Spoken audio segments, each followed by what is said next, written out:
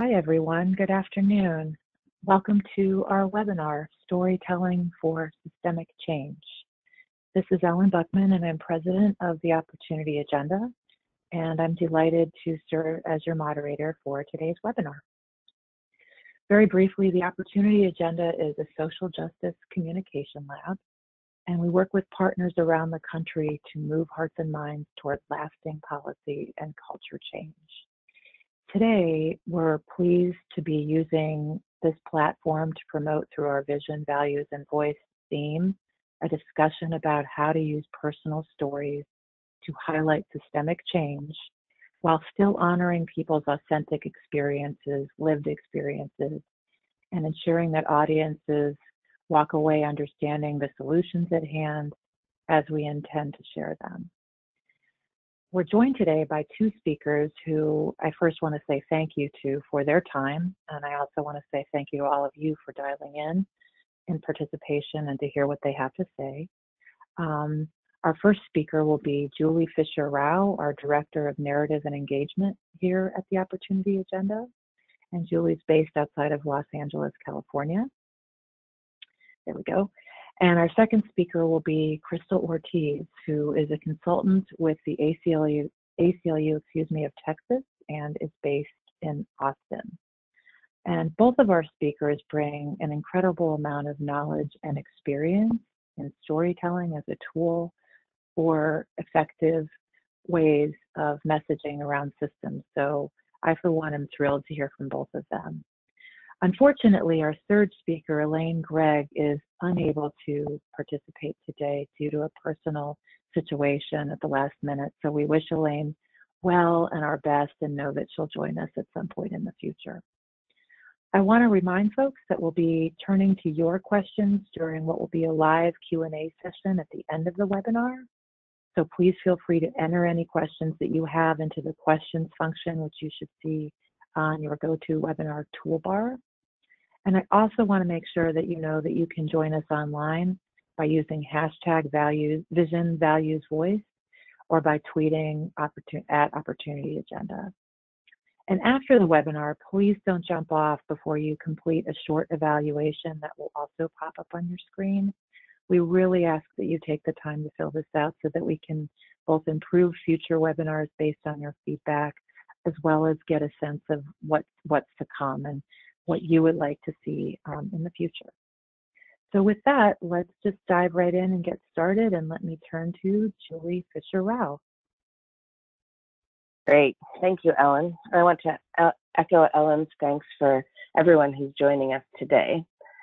So today I'm going to talk about this idea of how do we tell stories that focus on individuals but actually lead people to systemic ideas. And the reason that it's important to emphasize this is because there's a history in our movements of focusing on individual stories, of focusing on folks who have experienced something.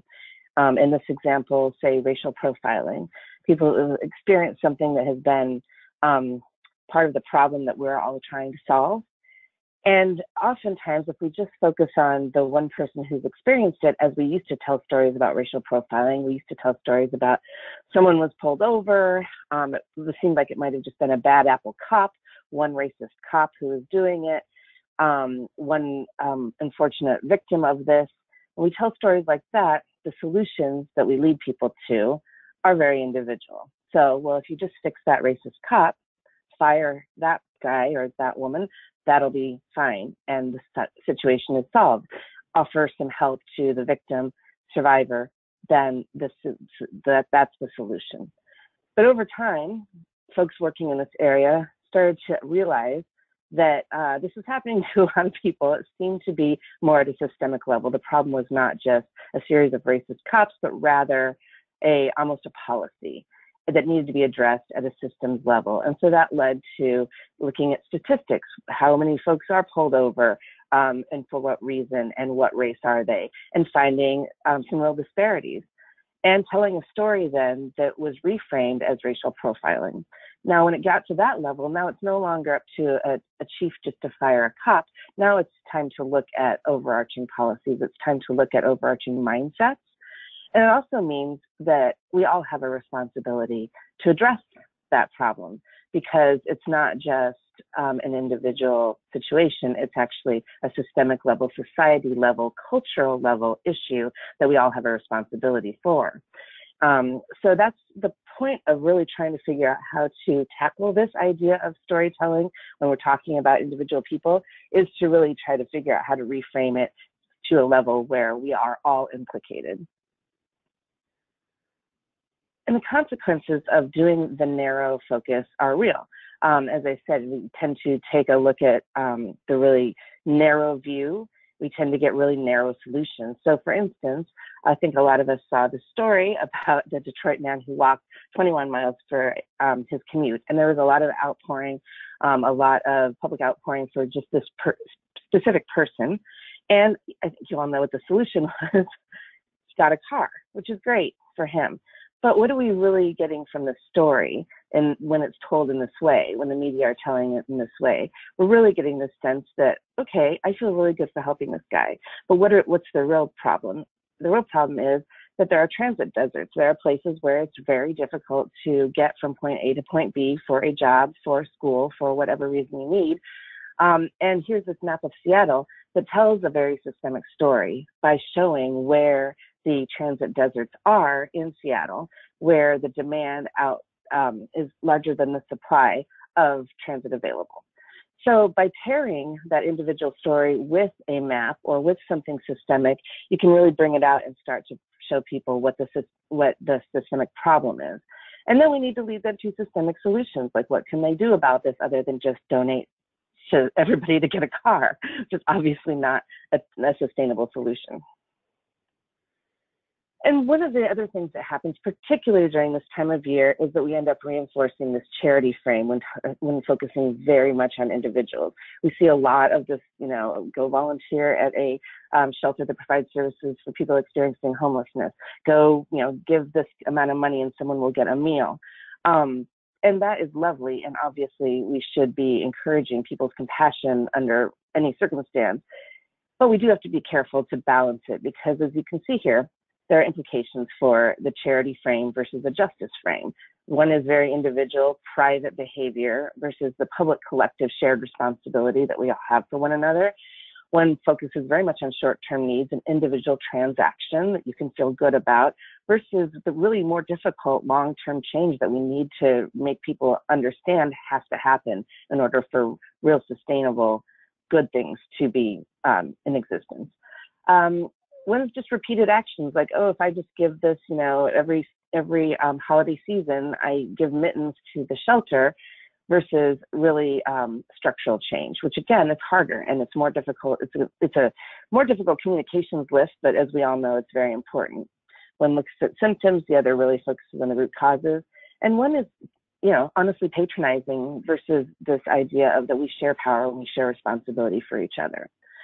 So just in thinking through the way that we use individual stories and the way that we use, folks who we work directly with, some might be social service agencies that need to, highlight stories, obviously, but just being careful in the way that we tell that is that there's not necessarily a one-way transaction, that, we need to change things at a systemic level in everything we're doing. Otherwise, we're just going to repeat this behavior over and over again. Give mittens to the shelter, give mittens to the shelter. So how can we do that? We have a few ideas about how to tell individual stories that lead people to thematic solutions, to systemic level solutions.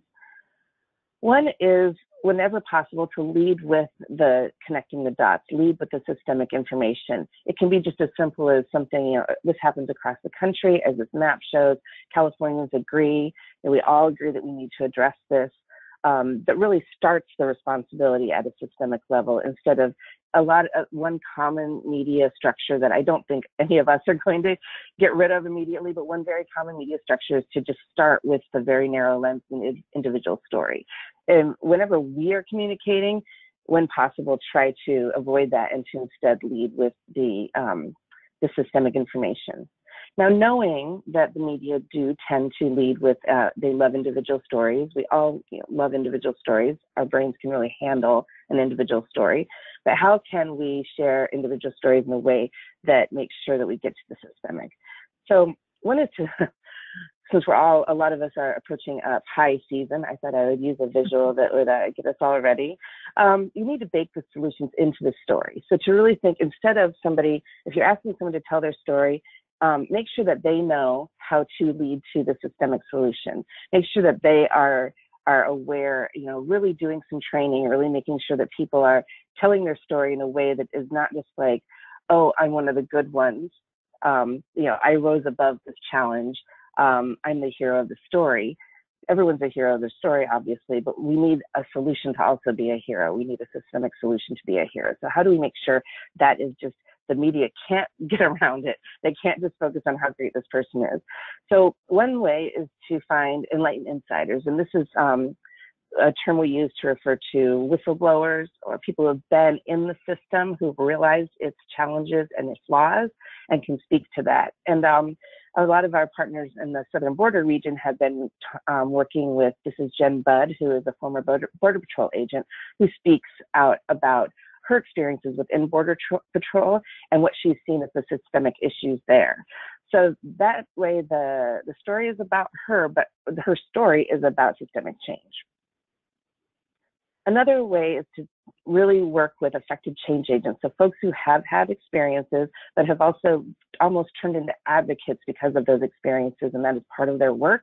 Many of you fit that bill, obviously, but who know how to just, like I said, bake that solution in. So these are a few of our partners.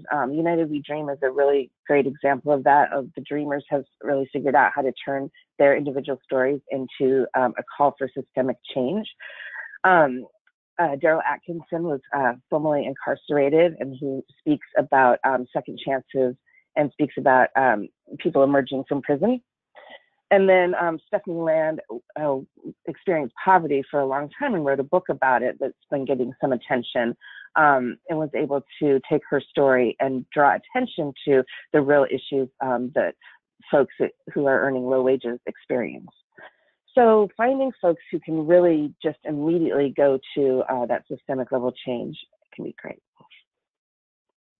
And then finally, group stories. And that's by making sure that if you're going to focus on individuals, more than one, at least three, so that people can see, like, this isn't just this heroic story of this one person who overcame experiencing poverty or experiencing being incarcerated, but rather there's this number of people who all have similar experiences and who all have similar levels of success in emerging, and what made them successful. Well, all of these things had to be in place, right?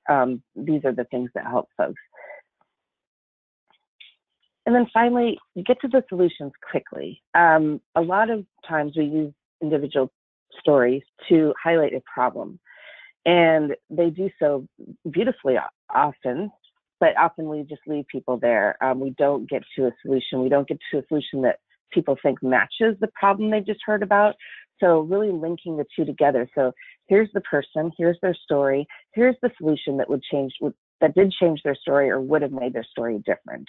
And making sure that we get there quickly, because people can get mired in problems and mired in their compassion or in their guilt or in their anger. And that's not necessarily the place we need them to be if we want to move them to action. We need to get them to something hopeful or something where they understand where their place in making change is. Finally, just a few tips for talking about people, which I think most of us are all aware of by now, but just a little reinforcement. It can help us start with values and commonalities rather than just going straight into an individual story, reminding people that they are compassionate, that they do have compassion for people, that we do care about the way people are treated in this country. We say we do, so reminding people that that's the way they think of themselves. We might disagree whether or not that seems to be true right now, but reminding people that that is the better self that they would like to identify with before you get into your message, right? To prepare spokespeople, because there is an emotional toll, as I'm sure all of you know, of telling stories that can be difficult, and making sure that folks are ready. And a lot of times, people might think they're ready, but it's re-traumatizing to tell their story, and then they realize that they're not, and making sure that they know that they can stop at any time, that this is not, that they are more important than the communications effort, obviously. And also, for some folks, there might be legal consequences, and just, a reminder there to make sure people have all their ducks in a row and know for sure that they are safe when they're telling their story. To focus on people and not labels, people first language, make sure that, we're talking about people who are experiencing something, people who have experienced or who have been in prison, been incarcerated, people who don't have documentation right now. It takes a little bit longer, but it's useful for a couple of reasons. First of all, it's more respectful. And second, it breaks people a little bit out of some of the really familiar labels that they know very quickly in their heads, and have sometimes a common story attached to it that is not very useful for what we're trying to do. So just trying to use a little bit more, fewer more words to talk about people. And to avoid needless division, to avoid, there doesn't need, I think most of us are familiar with this kind of quote unquote good immigrant, bad immigrant, who's deserving, who's not. If we should, there's people who have committed crimes and people who haven't. Just to be careful, the violent, non-violent in the criminal justice world, to be careful to avoid those when you don't have to. You don't need to necessarily put somebody else under the bus to make somebody else look better. So those are our quick tips, just about how to really talk about folks in this season where a lot of times we are talking about individual stories, and how to hopefully bring people to systemic understandings of what we really need to do, rather than just celebrating one person or judging one person, because judging people seems to be kind of an American pastime. So the more we can figure out how to show individual stories, but in a way that refocuses things onto the systemic solutions, I think the further we'll get. So I'm going to turn it over to Krystal, and then we'll take some questions. Thanks. Thanks so much, Julie. This is Ellen. Very quickly, no problem. I was about to say the same thing, and say first thank you for that overview, Julie, and we'll get to questions later, but just to put one in your head that we'll pivot to after we hear from Krystal regarding picking up on your baking analogy, and I love to bake, so I can't resist. Think about, if you would, the ingredients for making sure that we're properly telling the systemic story within the individual story. So what do you look for by way of the systemic stories that you tell when you do that? We can pivot back to you, but I wanted to give you a chance to think about it while Krystal's presenting. So with that, Krystal Ortiz, who again is a consultant with the ACLU of Texas. Krystal. Hello. Thank you so much for having me. I really appreciate this opportunity to speak with y'all about this really important skill. So my name is Krystal Ortiz. I am a consultant with NewCo Strategies, and we have been working with the ACLU of Texas on a sort of long-term immigration research project to help them figure out how to talk about immigration, how to message to different audiences. And I will tell you a little bit about the research that we've done and how I think it pertains to storytelling. So we can skip to the next slide. So we began working with the ACLU of Texas in the late summer, early fall of 2017, just to sort of ground everyone in what that time felt like, because late summer of 2017 was only about 2 years ago, but I think in the way that this administration has gone, I think that probably feels way longer than 2 years ago. So in April of 2017, here in Texas, SB 4 was passed.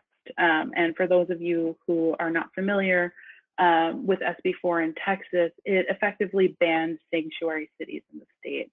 It made it a misdemeanor for local officials to refused to cooperate with federal government and immigration enforcement, and it created quite the stir here in Texas for good reason.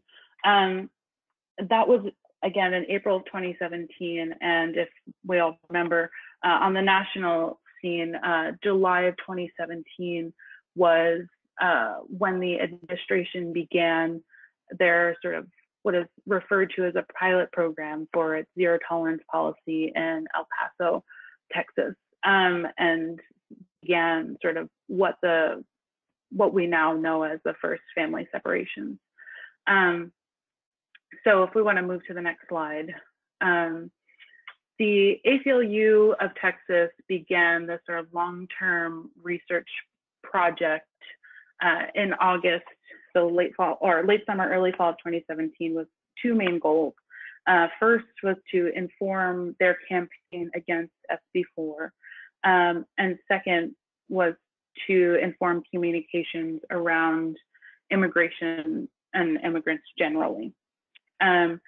So this research over the course of the last 2 years has taken a few different forms. If we want to move to the next slide. We started in 2017 with in-depth interviews with Texans of a variety of different backgrounds, and I'll go a little bit deeper into that in a minute. After that, we did online discussion groups, followed by a statewide survey, and most recently, earlier this year, we did a field study where we targeted some of the specific messages and learnings from the first 3 phases of the research. And so this is the order in which we performed this research, and each phase of the research iterated on each other. So we took, of course, what we learned from the interviews and applied it to the discussion groups, and so on with the survey and the field study.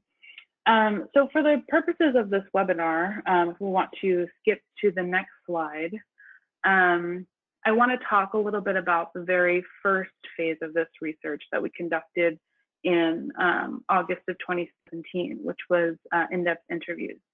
So we spoke with 14 different folks in 7 in Killeen, Texas, and 7 in Dallas. And Killeen, Texas is slightly less urban than Dallas, for those who are not familiar. So I've included in the slide that's on the screen right now the demographic and geographic information of the folks that we spoke to, just to give you a picture of the group of people that we spoke to. I think you can see for yourself they sort of came from very different backgrounds. Some of them or at least one was not a registered voter. There were a mix of socioeconomic backgrounds, a mix of ideology, gender. We tried to capture as many stories in this interview process, or at this phase of interviews, as possible. And so I wanted to talk about this phase in particular because the way in which we collected this information and did these interviews has, throughout the process of this research, really lent itself to storytelling. And there's one interview in particular I want to talk about, which is the story of a Latina mother who we spoke with in the process of these interviews. And so, as we did in all the interviews, we, to get a baseline, started by asking a number of questions, both about SB4 and immigration policy generally. And by all accounts, this young mother was pretty hardline against immigration, and maybe in a way that might be surprising to some of us based on her demographics. But we prodded her and asked quite a few different versions of our questions, and she remained pretty hardline against it. And this is not a verbatim quote, but she said something along the lines, we asked her why, of the following. It was, I want to have a better attitude about it. I want to be more supportive, but my son has been looking for a job for 3 months without any luck. and they are getting jobs. They're essentially implying that immigrants were getting the jobs that her son should be getting. And she asked the question, why can't they do things the right way? Which is a sentiment that I think for those of us who work in immigrants' rights, it's something that we hear a lot. And so we continued to ask more questions. And towards the end of the interview, we asked her if she was a person of faith, or if she considered herself a person of faith. And at that moment in the interview, you could sort of see her entire demeanor change. And the interviewer asked if, heard her reaction and read a few Bible verses, specifically about loving immigrants and refugees, accepting those who are different. And that difference we could sort of, in her body language that we could see, we sort of prompted her to talk to us about, and we asked her, what are you thinking? What are you feeling? And this is a direct quote. She said, I'm wrong. I'm wrong about this. And so I think I brought this story up in particular, as we were talking about storytelling, for a few reasons. Building on what Julie was saying earlier, quite often we hear these kinds of stories or immigration stories, and we mourn for individuals and families who they're about, and then the empathy ends well short of conversations around immigration policy.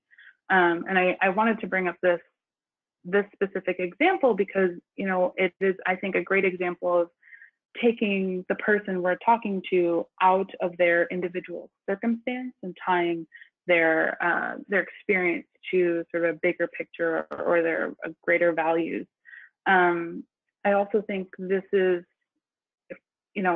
in the highly politicized world in which we live, we don't often hear people say, I'm wrong, sort of point blank like that. So I think, sort of grounding people again in their values and approaching a conversation about systemic issues from that perspective is a really important starting point, and to build off of the baking analogy.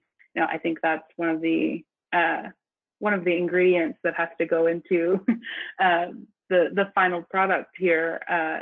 And so this is the kind of story I think we should be sharing and hearing more of.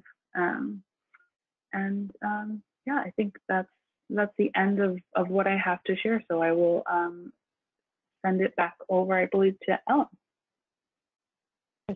Krystal, thank you so much. That was Cristal Ortiz, who works with the ACLU of Texas. Thank you so much for sharing that story, Krystal, and thank you for, I'll just speak for myself, motivating me to be thinking more deeply about the biases that I may have brought to that situation that you described, and really work even harder to challenge myself to listen to those stories as deeply as I can so that we can figure out points of common ground. Thank you very much for that. I'm going to pivot back to you, Julie, to follow up on the question that I threw out at you, and I could come up with many more metaphors to draw from your baking analogy, both the ingredients question and also, Julie, point to anything that would be a rising agent. What are some of those ingredients that you think are particularly useful for the purposes that we're trying to achieve, which is make the story of the system stick? Why don't you go ahead and respond to that? Sure. Yeah. And as many of you know, we tend to suggest a particular recipe for message development. And so this is often a great place to start in terms of thinking about how to put together any message or any story, which is to really start with those shared values. Our recipe is value, problem, solution, action, but I'll walk through what that can kind of look like when working with trying to move things into a systemic direction, particularly if maybe you're using an individual story. So starting with those shared values, and as Krystal said, that's just a place where people can kind of reframe their thinking, particularly if it's skeptical or negative, to, like I said, remind people of their kind of better angels, remind people of the kind of folks that they want to be or aspire to be, or tell other people that they are, to remind them that, you know, this is what's important to you, or what you say is anyway.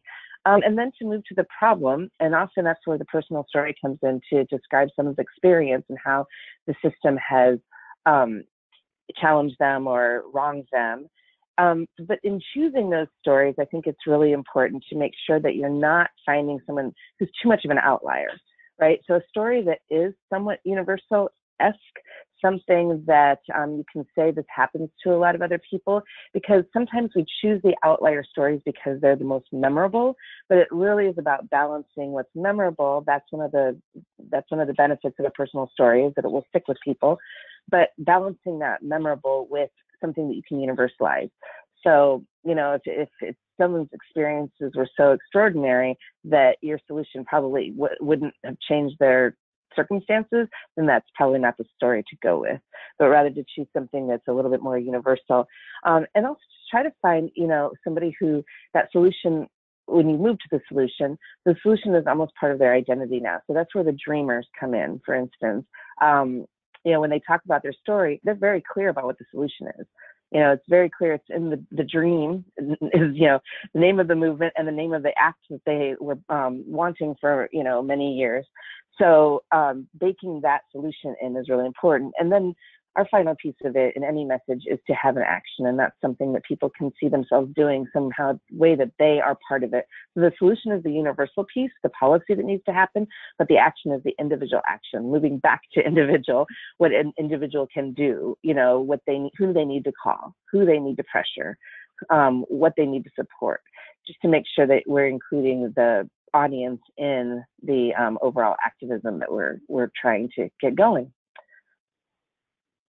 Julie, thanks so much. Really well said. And I think your point about what is often tempting, in that we often, I think, hear about some of the most heartbreaking stories and try and advance those stories over stories that might be more commonly felt, and then run the risk of actually turning audiences off because they don't see common ground with those stories. So my own language for that is resisting the temptation for having what I term as sort of heartbreaking story Olympics, and thinking through a little bit more strategically, as you put it, around the sorts of stories that might be more resonant and more system connected. I'm going to pivot to Krystal in a quick second and ask you a question regarding the sort of tips you give folks when you're helping them prepare, Krystal. But before I pivot to you, I also see that I have some questions already in the chat queue, and I just want to remind folks to go ahead and make sure that you use that question window if things are coming to mind that you would like to ask or share.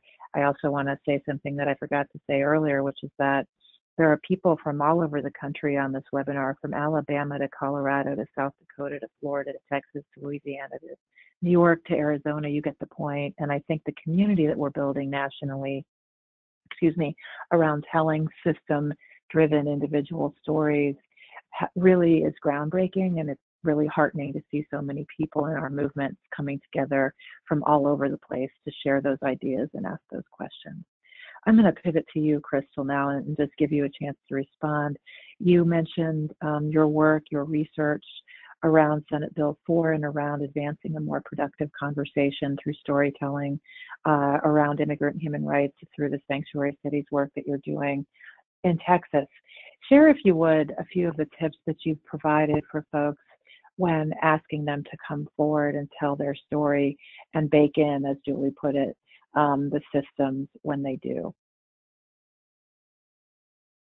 Yeah, so thank you for that question. I think a lot of the work that I've done personally has been in one-on-one settings, or whenever possible one-on-one settings. And so I think the very first place to start is sort of the tone that you set, of course, and that's one of probably the first tip suggestion I would make for absolutely anyone is, make sure that you're building a comfortable environment where whomever you're speaking with feels like they can share without fear of retribution, or that you're going to, share their story with someone who they're not comfortable with. So starting, I think, with clear expectation setting and making sure the person who you're either interviewing or sharing, recommendations with knows exactly what you intend to do with the information and knows that you are coming in with the best of intentions. I think that the second thing I would say is throughout any sort of interview process or storytelling, I think to be mindful of where stories, like Julie was saying, where we can find points in which anyone can relate to, right? So not trying to find that exceptional story necessarily, but really listening to what the person is saying and hearing, trying to relate to them in any small way, I think creates for a more productive storytelling experience. And often, if there is something that two people can relate to amongst each other, that probably means there are a lot of other folks who would probably relate to that situation as well. And I just touched on it in that point, but also just approach any situation with as much empathy as possible and understand that it is probably difficult to be sharing, and so try to acknowledge that verbally whenever possible. Great. Thank you so much, Crystal. I have a few questions in our queue, and I'm going to start with this question and direct it at both of you, because I suspect you both have some great advice on this one. And that is, how do we avoid the individual storytelling traps, as this person put it, when that seems to be what the media is grabbing onto?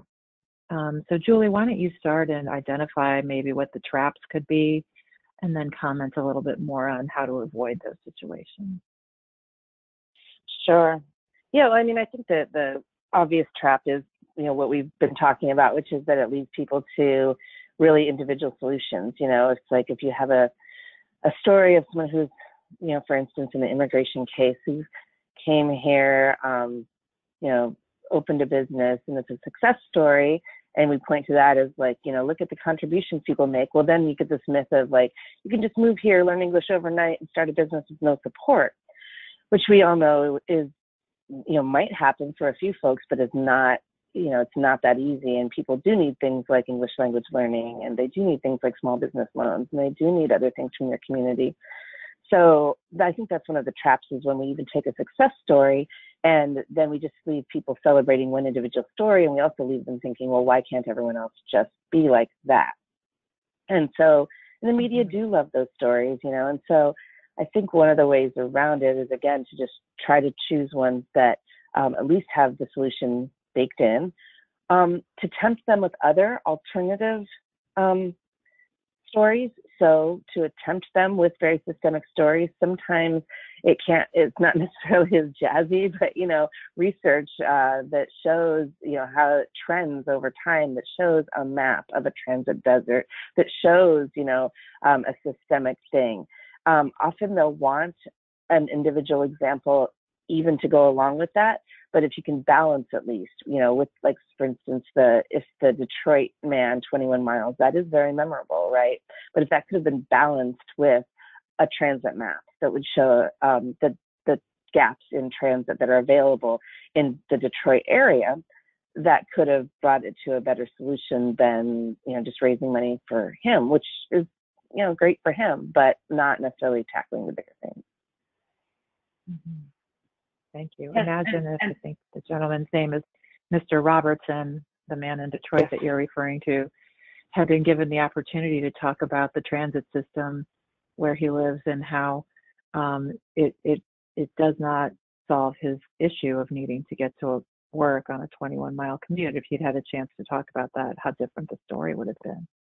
I'm sorry, Crystal, right. Go ahead and respond to that question. No problem. I just wanted to piggyback off of what Julie was saying. I think it just to put a fine point on it, it's just to be prepared, right? It's just to sort of expect those traps, and we sort of know what those traps can be, because we're having this conversation right now, and to sort of arm yourself with research and facts, and sort of, when you can, answer the question you want to answer rather than necessarily answering the question that you were asked, right? And so being able to just sort of anticipate to the best of your ability what the traps are in any given situation, and having a prepared response that talks about the systemic issues that we want to be talking about. Thank you. This next question is in reference to something I think I said regarding the bias point that I made to your terrific example of story, Krystal. So I'll direct this first to you.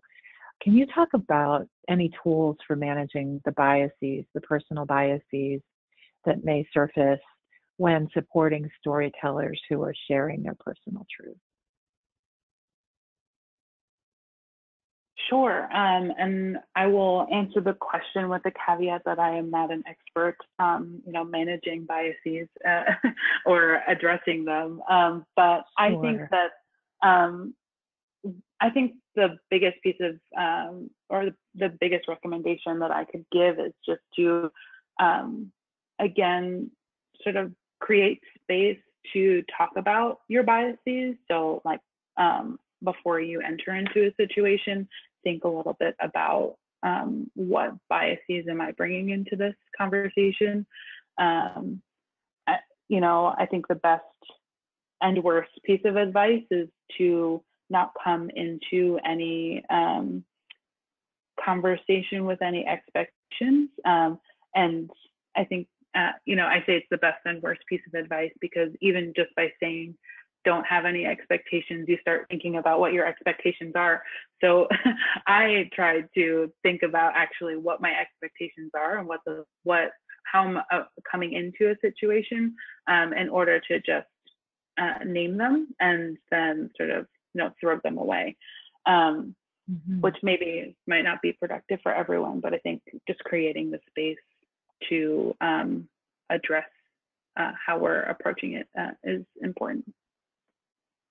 Thank you. And with the same caveat, although I know many experts in the field of managing implicit bias, and there's a lot of wonderful work around that in our movements represented on this call, I'll just also add that, and pivot to you, Julie, in a second, because it relates to the next question, that really bringing to the fore the values that you hope you can promote through the stories that you're trying to tell, much like the values that Krystal revealed, the woman that she was talking about in the research when the presentation of the angle around her face came up, and the ability to connect because of the shared values that she may have imagined with that sort of line of questions without having done so previously, is something that I think also provides it for a terrific tool.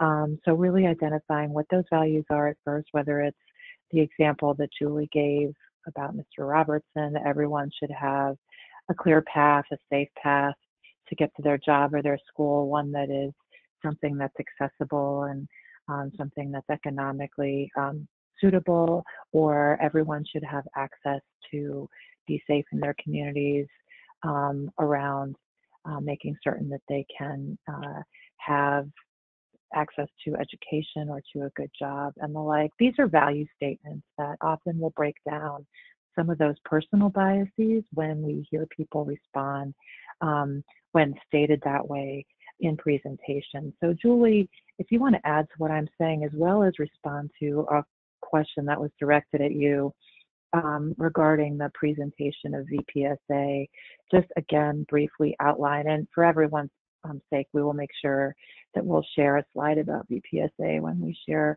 the notes and the recording from this webinar. But Julie, if you could respond to the question that someone's asking regarding what is VPSA one more time, and then also add to anything that I just shared on top of Krystal's answer, that would be great. Sure. Yeah, so, and you'll find a lot about VPSA on our website as well. Like I said, it really is the building blocks that we use for message development. So that again is values, really trying to both soften the ground, get people in the right headspace, get people in the line of thinking that we want, shake out some of the kind of negative connotations that they might have going on by reminding them of their better selves, by reminding them of some of their identities that they value. You know, like as parents, we all want our children to, so on and so forth, really starting at that values level, moving to the problem and making sure that the problem is framed as a threat to values. You know, we all want our children to have, you know, safe and healthy food, but our schools often don't have the resources to provide that for our children, or for many children in our communities. And then going to the solution, you know, and making sure it's universal, or that it's systemic, that it's something that we all have a responsibility for, that we need to, you know, make sure that our schools have enough resources to provide healthy food for our kids. Call your school board for the actions that they need to do, whatever, to, you know, keep the audience in. And then, you know, just to Ellen's point and to, you know, all of what we've been talking about with values, it really is just a place to, like I said, kind of reframe a story, to take a story that might be going in the wrong direction in the media and give people a fresh look at it. Like, here's what this is really about. This is really about opportunity in this country. Why can't we provide transportation so that folks can get to jobs that they need to in order to support their families, but also to participate in our economy? You know, we're all connected, and reminding people of that more and more can help move them from the really strictly individual mindset that leads to, you know, a lot of the bad policies that are not helpful to any of the people we work with or ourselves. Great. Thanks so much, Julie. These are great questions, friends. Thanks for putting them in the queue. We're trying to get to as many as we can. With that said, Krystal, here's one that's directed to you. Can you please speak to the advantages of taking a qualitative research approach of in-depth interviews in grounding storytelling? Sure. I will say that we did both qualitative and quantitative, which was, I think, it's great to be able to do that. We did not do that simultaneously.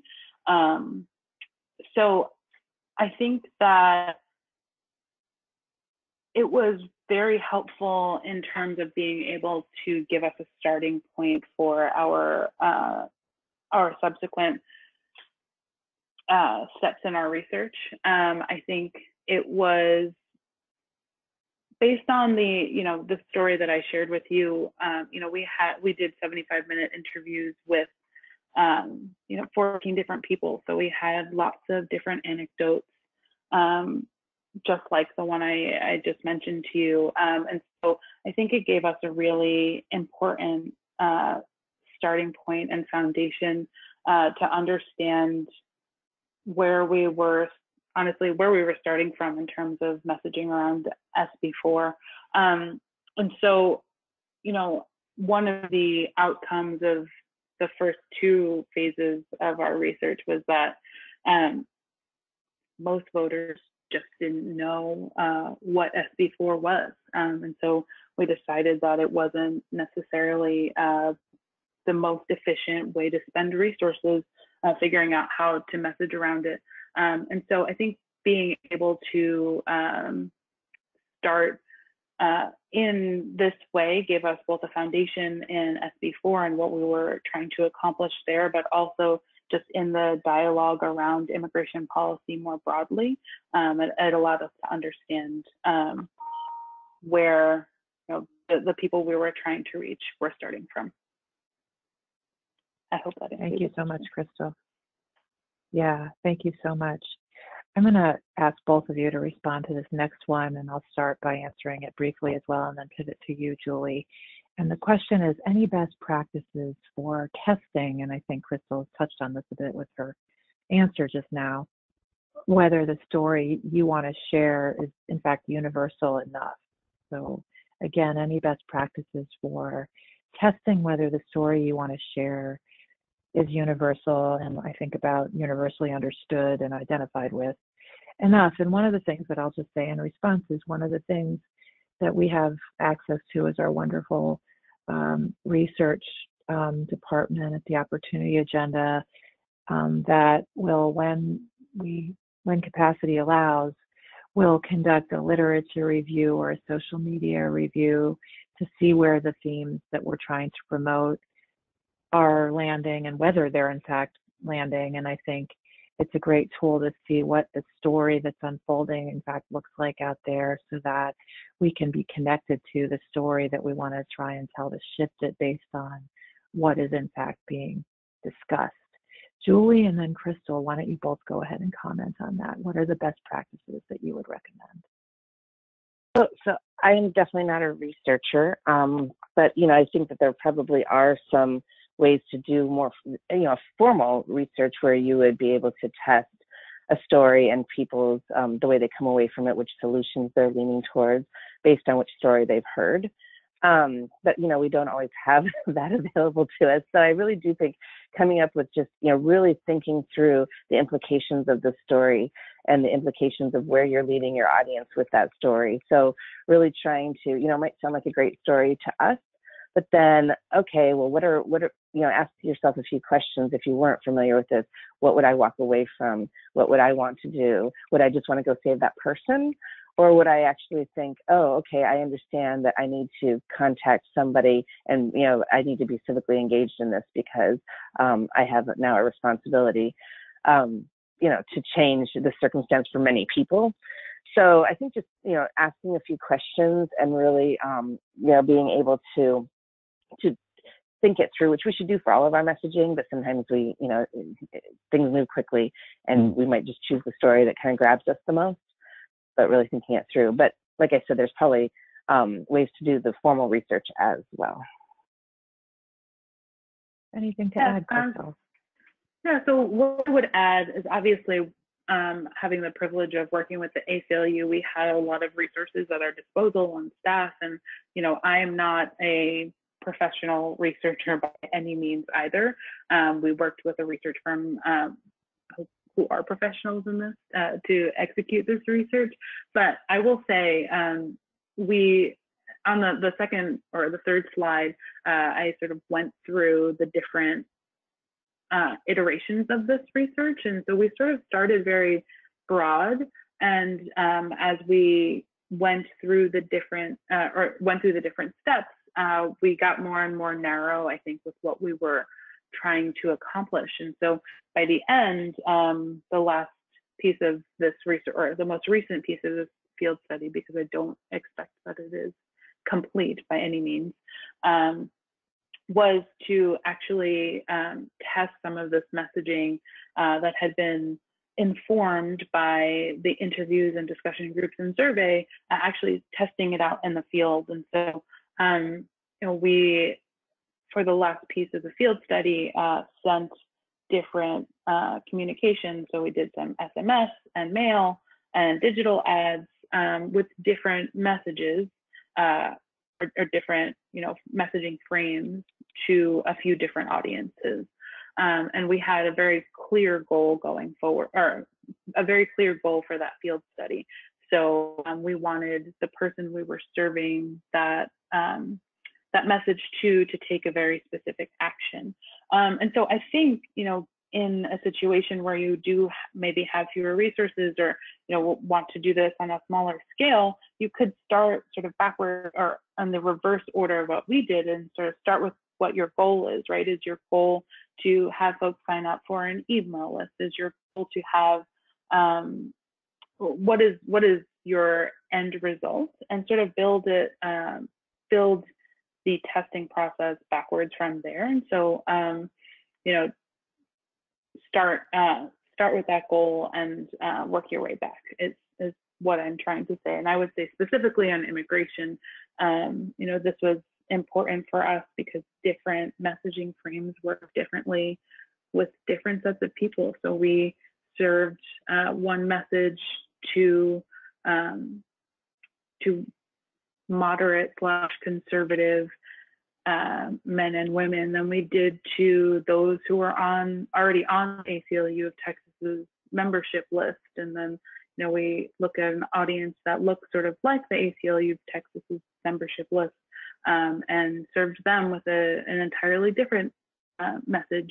And so I guess knowing your audience would probably be one of my best practices to recommend as well.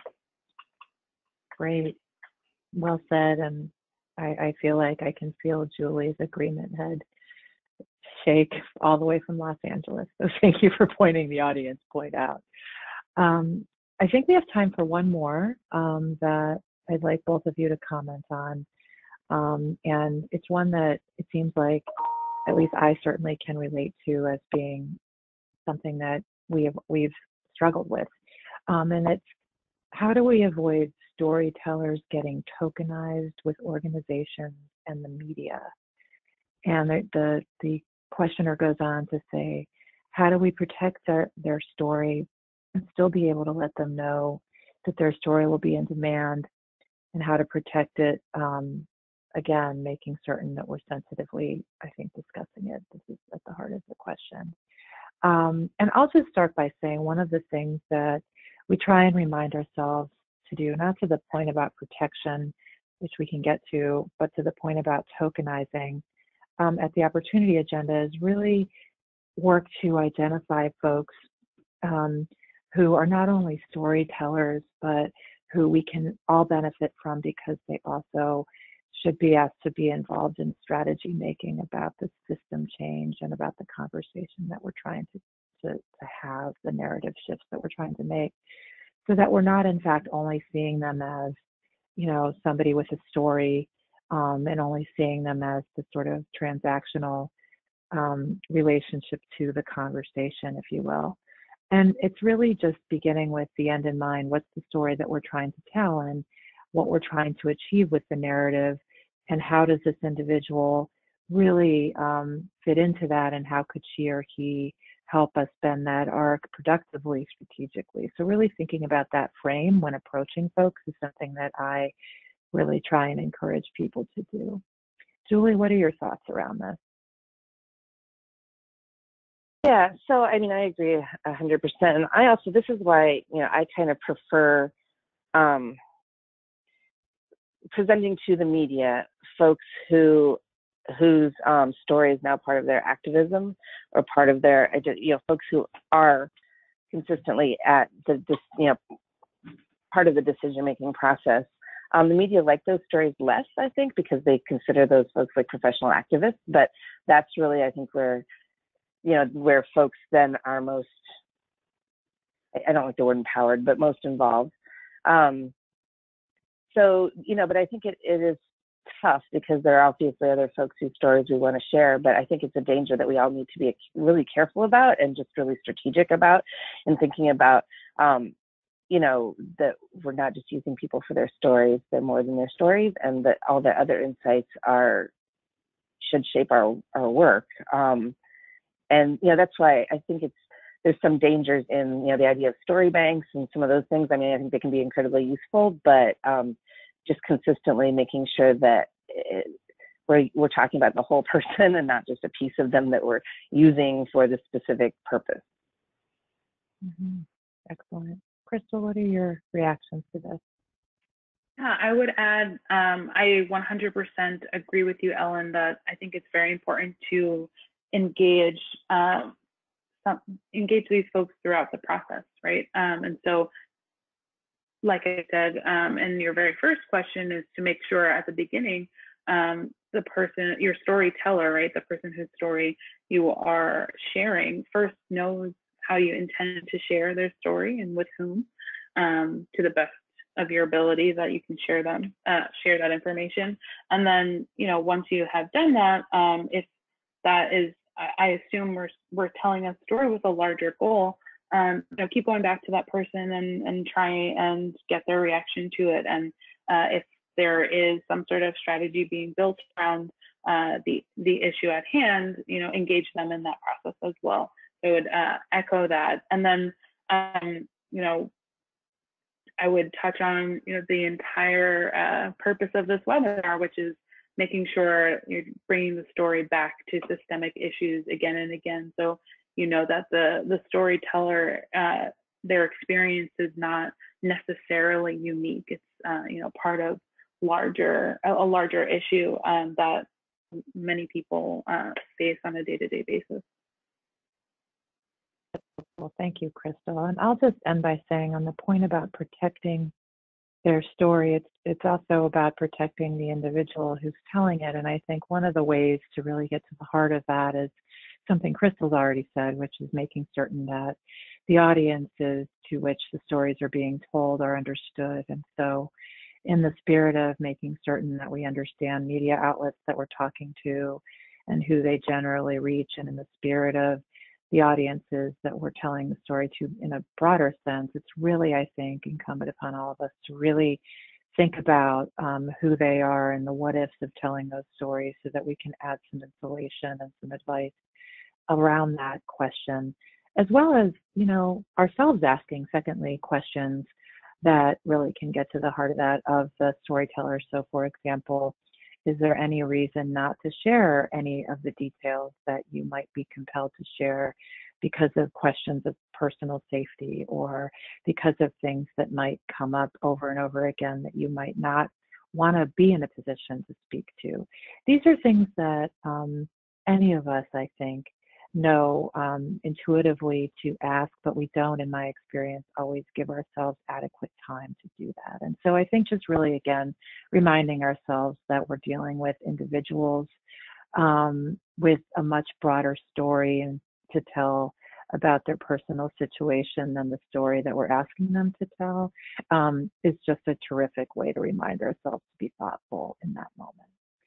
So I think we're at time, and with that, I want to again say thank you to everyone who joined us from around the country for this rich conversation. I want to say thank you to Julie Fisher-Rowe and to Cristal Ortiz for providing your expertise and really breaking down how to, again, bake that individual story into the systems that we're trying to promote or change or shift. And again, I want to say to everyone, have a great afternoon and a wonderful holiday season. Wish you the best and hope to see you soon. You can visit us on opportunityagenda.org, and know also that we will follow up and keep in touch with you and provide you with the information that we covered during this webinar. Have a great afternoon, everybody.